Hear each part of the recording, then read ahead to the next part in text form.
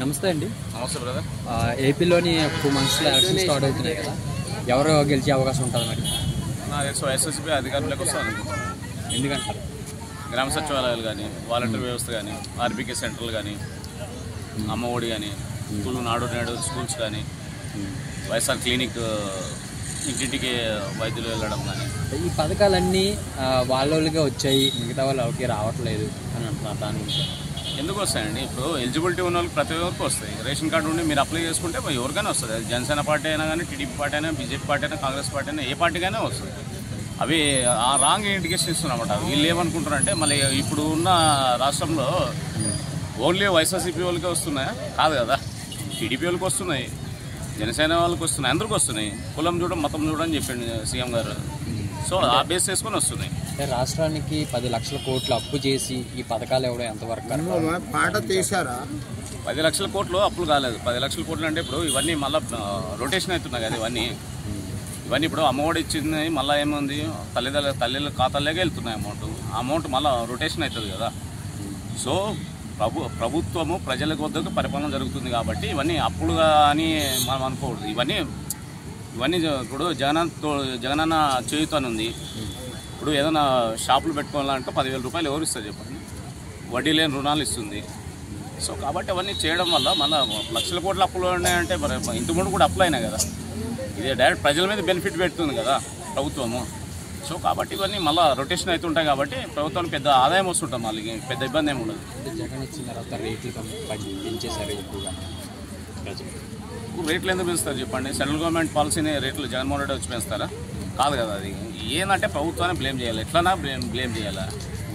ప్రభుత్వానికి ఏం లేదు, ఇప్పుడు ప్రభుత్వానికి చెప్పుకునేకి ఏం లేదు, ప్రతిపక్షాలకు ఏం పని లేదు. సో కాబట్టి మళ్ళీ ప్రభుత్వాన్ని ఇది చేయాలా. అదేవిధంగా మద్యం నిషేధిస్తాని 5 సంవత్సరాల్లో విడుదల వారిగా అన్నారు. అది దాని గురించి ఏమంటారు?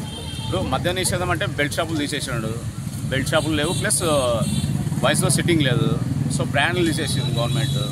ఒక బ్రాండ్ తాగడం వల్ల వాళ్ళు దానికి వ్యసనం అయిపోతున్నారు. సో మల్టీ బ్రాండ్లు పెట్టడం వల్ల డిఫరెంట్ బ్రాండ్లు పెట్టడం వల్ల ఇదవుతుంది. రేట్లు పెంచడం వల్ల కూడా తగ్గింది. వైన్స్లో మొత్తానికైతే తగ్గింది, కానీ అది ఎవరికి చెప్పారనమాట. అంటే వాళ్ళ సొంత చెల్లిలే వ్యాఖ్యలు చేస్తుంది కదా, అంటే జగన్మోహన్ రెడ్డి పథకాలు సరిగ్గా ఇవ్వలేదు, మాట తప్పుతున్నాడు అనుకుంటున్నారు. దాని గురించి ఇప్పుడు చెల్లెలు వేరే పార్టీలో ఉంది కదా, చెల్లెలే పార్టీ కదా. ఆమెతో పార్టీ గురించి మాట్లాడడం, మన పాలసీల గురించి మాట్లాడడం. లేకపోతే కాంగ్రెస్ పార్టీ ప్రత్యేక హోదా ఇస్తుందని చెప్పింది కదా, మళ్ళీ అది మాట్లాడమని చెప్పాను ఆమెని. ఇప్పుడు పార్టీలోకి వచ్చి ఇప్పుడు ఇది చేసి ఇన్ని రోజులు మరి వైఎస్ఆర్సీపీలోనే ఉంది కదా ఆమె కూడా. సో కాబట్టి ఏంటంటే అవకాశాల కోసం ఎదురు చూడడం కాదు, ఇవన్నీ మొత్తం అంతా ఎల్లో మీడియా ఆడుస్తున్న గేము షర్మిల గారిని. సో కాబట్టి ఏం మాడినా ఏమున్నా మళ్ళీ వైఎస్ఆర్సీపీ అధికారంలోకి కంపల్సరీ వస్తుంది. అంటే చంద్రబాబు నాయుడు పరిపాలన చూశారు, అండ్ జగన్ కూడా చూశారు. వాళ్ళ మధ్య తేడా అంటే ఏం చెప్తారు? చంద్రబాబు నాయుడు పరిపాలనలో వచ్చేసి జన్మభూమి కమిటీలు ఉండే, ఇప్పుడు జన్మభూమి కమిటీలు లేవు, గ్రామ సచివాలయాలు ఉన్నాయి. నీ పని డైరెక్ట్ 3 కిలోమీటర్ల పరిధిలో గ్రామ సచివాలయం నీ పని జరుగుతుంది. ముసలికి డైరెక్ట్ మీ ఇంటికి వచ్చి పెన్షన్ ఇస్తుంది, వికలాంగులకి వితంతువులకి పెన్షన్ డైరెక్ట్ ఇస్తుంది. సో కాబట్టి ప్రజల వద్దకు పాలన వచ్చింది తప్ప నాడు నేల స్కూలు బ్రహ్మాండంగా డెవలప్మెంట్ అయినాయి. ఇవన్నీ జరిగినాయి. అందుకనే మళ్ళీ వైఎస్ఆర్సీపీ అధికారంలోకి వస్తారని మేము అనుకుంటున్నాం. ఇప్పుడు టీడీపీ, జనసేన, బీజేపీ ఇవన్నీ కూటమిగా వస్తున్నాయి కదా, దాని గురించి ఏమనుకుంటున్నారు? 2014లో వాళ్ళు కలిసే వచ్చారు కదా. 2014లో కలిసే వచ్చారు. కలిసి వస్తేనే కదా 100+ వచ్చిండేది. ఇప్పుడు ఆల్రెడీ జగన్మోహన్ రెడ్డికి 151 ఉన్నాయి.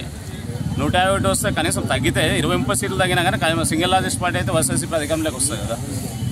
సో కాబట్టి మళ్ళీ వైఎస్ఆర్సీపీ అధికారం ప్రజలకు చేస్తుంది కాబట్టి వస్తుందని చెప్తున్నాం తప్ప మేమేదో మా సొంత మనకి ఏమి ఇది లేదు. కాబట్టి ప్రజలకు బెనిఫిట్ అయింది కాబట్టి ప్రజలకు అధికారంలోకి మళ్ళీ తీసుకొస్తారు, ఆయనే తీసుకొస్తారు.